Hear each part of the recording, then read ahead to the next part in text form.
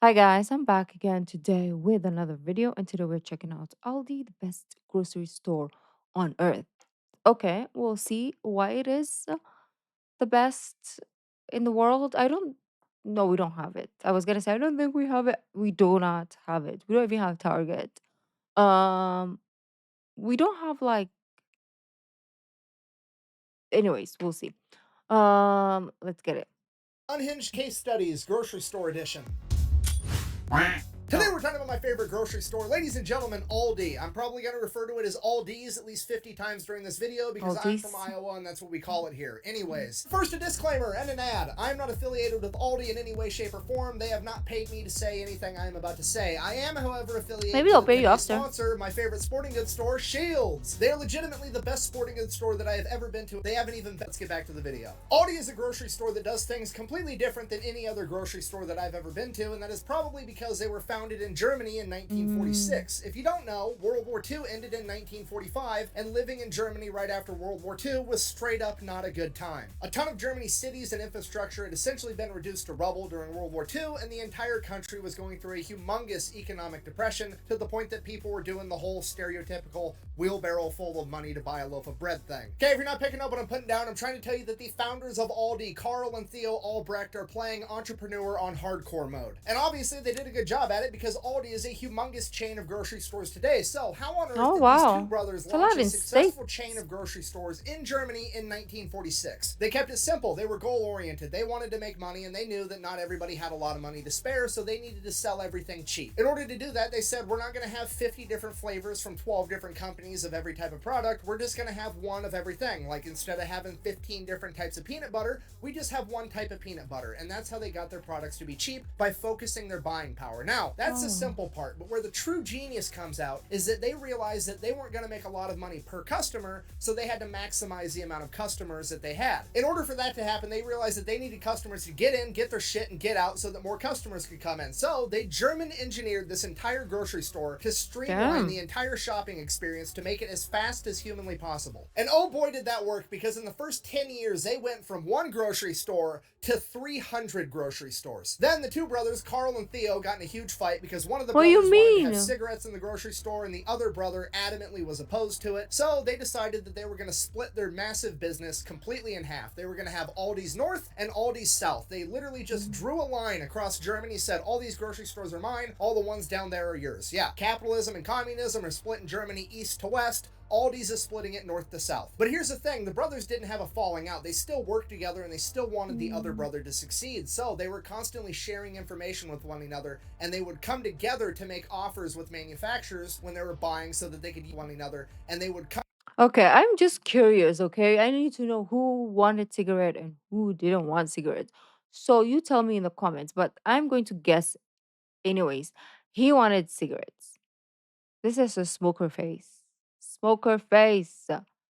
But I could be wrong, but let me know in the comments. But he wanted cigarettes and he was like, nah, it kills. Or maybe the license for cigarettes is, I don't know how they did it back in the days, but if you want like alcohol and cigarettes, you need a specific license, at least over here.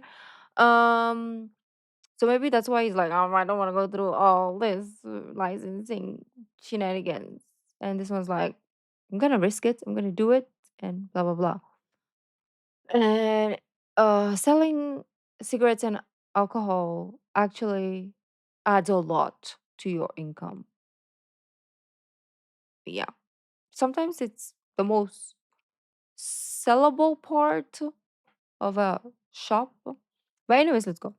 come together to make offers with manufacturers when they were buying so that they could utilize their buying power together. So you have Aldi's North and Aldi's South, basically the same thing. The only real difference is one sells cigarettes and they have a slightly different logo. Now, in America, due to trademark law, you can't have two grocery stores with the same exact name and a So slightly they different logo. combined it. So in America, we have Aldi and then we have Trader Joe's. But really, it's all just Aldi, and they kept to the principles of cheap and fast until modern day, which is something that no other grocery store in America has managed to do. Not only have they not managed to do it, they intentionally do the opposite. Pretty much every other grocery store on the planet has figured out that time equals money, and the more time you spend in their store is the more money they can get out of you. Okay, I know that you've been in one of these gigantic grocery stores, but I'm gonna go ahead and break it down for you I anyways. Okay, haven't. you walk through the door, congratulations, you've just entered capitalism's obesity thunderdome, because everything in this room is I pretty love much designed to capitalism. hurt you, more or less. The first thing I mean, I fall for it all the time. Okay, I don't love it like, oh, this is good, but you know what? I'm already in the freaking rabbit hole, so why not enjoy? Right? Take my money.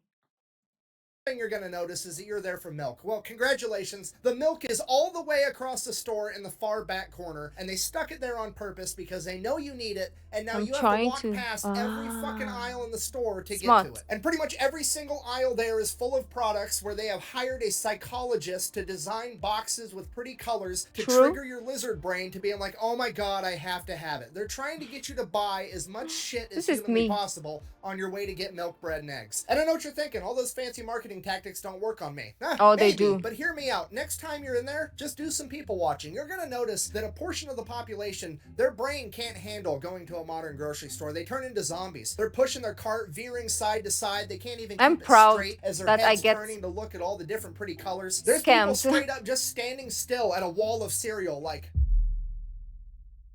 as their brain desperately tries to calculate and process all this information regarding what type of Cheerios they need. There's people standing there with 2 different types of ranch in each hand, probably made from the same exact factory with the same exact ingredients, but they have different labels on them from different companies, and they don't know which one is going to be better for them. It's like the island of the lotus eaters from Greek mythology. They go there for one thing, and then they're stuck there for all of eternity. It's literally purgatory. This is why every other grocery store in America isn't just a grocery store. They also have a coffee shop, and a little restaurant, and a florist, and a pharmacy, and a bank where you can cash your check. They're trying to get any excuse to get you to come into their store for a second, because they know once you set foot in there, you're going to be in there for at least an hour and a half trying to figure out what type of products you need. And if For that doesn't sure. convince you that they're trying to trap you in there, checking out in a grocery store today will, okay? The first thing you're going to notice with your cart full of groceries, there's 30 different lanes. One of them is open, and it's the one furthest away from the door. So obviously you're going to have to spend some time waiting in line because there's only one checkout register open, and it moves slower than the DMV in Zootopia. And while you're waiting, you probably couldn't help but notice that there is a mountain of candy on either side of you as they desperately try to make that one last sale. But you avoid temptation Because you're there, you're like, oh, what do I need? What do I need? What do I need? And you don't need anything, right? Because you have a list of everything you need and you got everything. But then when you're standing in that line that never moves, it takes you 20 years. Um, you probably will put in there some mints because it's in front of you. This is my grocery store. Mints, maybe toothbrush, some wet wipes, some chocolate, and I think that's basically some shaving. How do you call it? Shaver, some what else? Batteries. I do not need all this shenanigans, but I'm taking it because I'm just like trying to waste my time. Or I just pick them up, read the whole freaking ingredients and label, and then I'm like, "Ah, we still didn't move. Okay, another. Oh, we didn't move again. Yes, I know I'm falling for all these scamming tactics or scheming tactics, but I don't care. Okay, I'm happy. And that's why I stopped going to grocery stores because I'm lazy and I just order online. And it's the same story. Do not get me wrong. It's the same story. I'm like, oh, I don't need this. I don't need this, but I'm putting it into my cart. and it is now your turn. You're up next. You are getting I have a checked out at the problem. grocery store. You're almost out of here. And that's when you realize that this has now turned into an interrogation. Okay, they're going to open up by taunting you. They're going to say something along the lines of, did you find everything you were looking for today, sir? They know. They know you found everything you were looking for because you just stood in line that says, I found all the shit I needed. But they're going to go ahead and rub it in your face because they knew it took you forever to figure out which flavor of ranch that you wanted. And just for the record, when I say they're taunting you, I'm not talking about the cashier themselves. They're just doing their job. They're doing what they were told to do. The CEO of the company, on the other hand, is laughing his ass off at you. I was a cashier at a grocery store for 5 years, and in 5 years, 0 0 people said they didn't find everything they were looking for. Okay, that entire question is just to fuck with you. But this is the portion where they're gonna. Yeah, like if I didn't find anything I'm looking for, I wouldn't be standing in line. Or maybe I will, but then I'll just tell them, you don't have it. Or I would have asked the other people working in the supermarket. I'd be like, excuse me, do you have this, that, and third? And if they're like, no, and I'm like, okay, Playing hardball. They want to harvest as much information as possible. It's going to be like, oh, did you have our fucking little super duper saver card where you spend $800 in groceries oh and yeah. we give you like 12 cents off of a gallon of gas? And you're going to be like, no, I don't. Oh, did you want one? That was a good explanation of how this is the biggest scam in the entire world, but I still have it, like the saver card or the points system shenanigans. Somebody was like, you pay because it's a yearly, it's something, okay? Okay, let's say it's a membership thing that you pay for every 4 years, example, because ours was like that, but now it's like lifetime. And you pay this amount of money and divided by like how many months is equals to, let's say, $2, right? Or let's say 2 cents every freaking um month for 4 years. And the point is, I don't know how to explain because I'm not good at math. Like, yeah.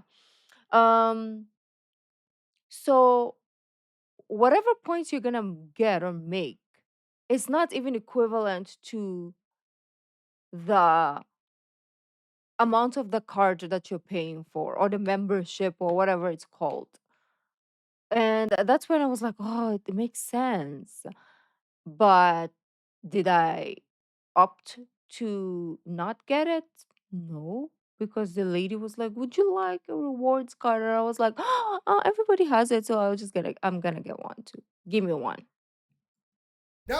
No, I don't, because I know for a fact that as soon as I give you my name, my email address, my address, and my phone number, you're going to turn around and sell it to a data broker, and then I'm going to have robots calling my phone for the next 10 fucking years, because that's exactly why they asked for that information, so they can turn around and sell it. Because there is a total of 0 gigantic Wi-Fi. superstores that are giving away shit for free, okay? Nothing is ever free. If it's free, it's because you're the product. And then because you had the audacity to tell them no, they're going to shame more money out of you. They're going to hit you with the old, did you want to round your total up today for puppies with maggots in their eyes? Really? You're gonna hit me with that with a full line of people behind me? For real? Every time we get all the maggots out of a puppy's eyes, we donate it to an orphanage so they have some type of family. Also, by the way, fuck, fine, okay, I'll take the money, whatever. Just give me my groceries, I have to go. Okay, so that's your average grocery store. But Aldi's, on the other hand, is a goddamn masterpiece, okay? I want an Aldi win now. a world war? Absolutely not, but holy fuck can it build a grocery store, because immediately upon approaching Aldi's, you're gonna be like, oh, all the carts are outside. That's fine, I'm gonna go grab one. And as you're walking towards the carts, you see the enormous "We're hiring" banner across the front of the store, and it says that they pay all their employees anywhere between $18.50 and $25 an hour starting rate. So now you're already kind of feeling good because, hey, this company takes care of their employees. Then you get to the shopping carts and you're like, oh shit, you actually have to take a quarter, stick it into this little slot, and unlock it from all the other carts. And at first you're like, oh, that's a really clever idea, because now people are going to put their own carts back so they can keep their quarter. That way they're going to save a bunch of money on labor by not having to have somebody go drag carts in from the parking lot all day long. And that's true, that is part of it. But the other part that you're not thinking about, this is actually an IQ test, you see, because if you're not fucking smart enough to remember to bring a quarter,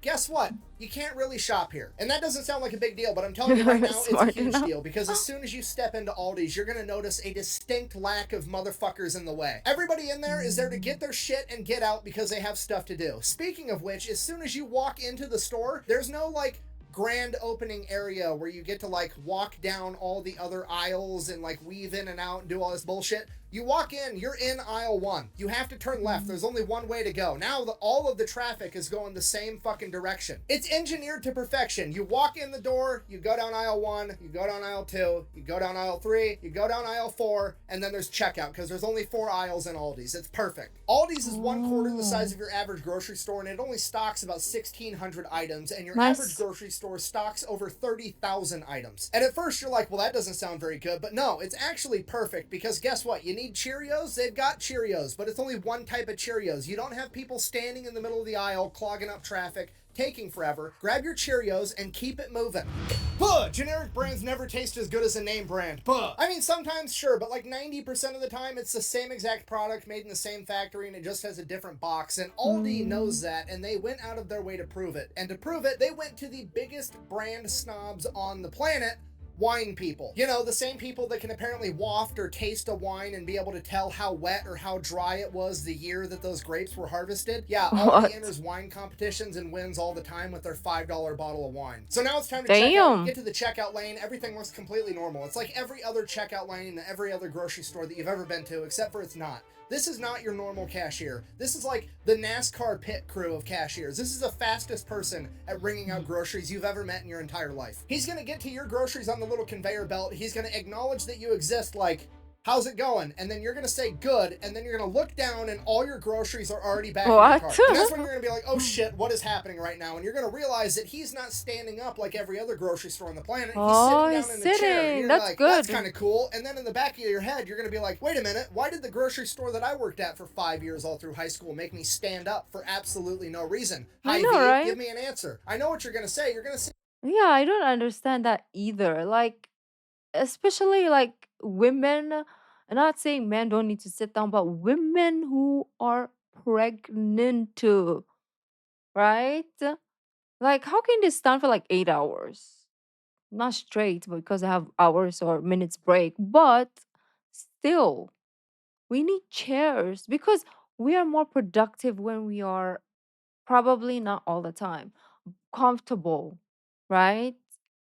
But I don't think I don't know if it will work in the Philippines just because we like to engage in conversations with whomever. So maybe when we sit down, we're gonna be like, "Oh my gosh, how have you been? I didn't see you in like 2 weeks. How are your groceries?" Da da da. And you're like, "Oh no, to go," or they will start talking to one another. I don't know. make me stand up for absolutely no reason. Hi V, give me an answer. I know what you're gonna say. You're gonna say because sitting down doesn't look professional, okay? Listen to me. That's fucking dumb. That's Just super because dumb. you're making money and working doesn't mean you need to be physically uncomfortable for no fucking reason. Okay? Then you're gonna look over at your groceries and you're gonna be like, oh shit, every single box or every single product has like 5 barcodes on it. That way the cashier doesn't have to search around for a barcode. He can just kind of shit whip it across the laser and it's gonna catch it every time. That's Oh. how he managed to ring your groceries up at the speed of light. And then the cashier is gonna give you your total and it's literally like half of what you were expecting it was gonna be because apparently the front door at Aldi's is a magical portal that takes you into the past where groceries used to be cheap. So then you grab your cart full of groceries, walk off to the side, there's a huge counter with a bunch of boxes. You put your groceries in the boxes, put them in your cart, take that shit out to your car, and you're done. You went through the entire store, you went through every aisle, and got through Five checkout in minutes. literally less than 10 minutes. It's amazing. So yeah, that's Aldi's entire MO. Be fast and be cheap. And it works out amazing. They're the only grocery store in the country that I'm aware of that is just trying to be a grocery store. What do? They sell groceries. They don't have a pharmacist. They don't have a florist. They don't have a bank where you can cash your check. They don't even have a customer service counter, and you can't call them. They don't take phone calls from the public. You can go on their website and they straight up tell you, yeah, we don't take phone calls from the public because our employees' time is too valuable because they're busy selling groceries. And a lot of people probably think that that's horrible customer service, and maybe they're right. But what you're not considering is a lot of people don't always want good customer service, okay? Me, personally, I don't want to be Nick. I don't want to be an individual that needs to be treated special when I'm in the grocery store. I just want to be treated like a number. I want to get through this process as fast as humanly possible so I can get back to doing stuff that I actually care about. And I think a lot of other people feel the exact same way. And I know that because Aldi has been the fastest growing grocery store in the country for years now. And according to the Food Institute, they are ranked the #1 Oh. grocery store according to consumers. And you want to know who's #2? Trader Joe's, which is also Aldi. They are Aldi. at first and second place. They are quite literally just competing with themselves to be #1, and I'm pretty sure it's because they're the only ones that are just trying to be a grocery store. As it turns out, when you only care about doing one thing, you end up being pretty good at it. And I think that's the big takeaway from this case. Um, Jack of all trades, master of none, or you can be the master of one, you know, and then be good at that one thing, rather than trying to be good at everything and then not mastering any of it. case study. Aldi's key to success is they figured out the one thing they wanted to do, then they figure out how to do it fast, cheap, and still deliver a good product, and everything else just works out. Meanwhile, all the other grocery stores were too worried about competing with Walmart, and now they're Mm. not even really grocery stores anymore. They're just Walmart knockoffs that don't sell video games. So in conclusion, that's how Aldi became the last true grocery store. If you have a company that you want me to talk about next, let me know in the comments down below. Otherwise, thanks for watching. Best way to support the channel is go buy some merch over at thefatelectrician.com. I did like this a lot, and sadly, we don't have Aldi's or Aldi. Mm. Yeah, I wish we did, but we don't. So is it only like Europe and is it even Europe or just Germany and US? Or let me know. But I hope we take this. I want this in my life, okay? This is the type of grocery shopping I need. I do not like I love like just, looking around and getting absorbing all these colors and schemes for me to buy. I really really enjoy that. I feel like it's relaxing to go to the grocery store and see all these products will never use. But I also don't like to stand in a line to pay for my groceries for 2 hours. So we need an Aldi. Thank you guys for joining, and I'll see you in the next video. Bye.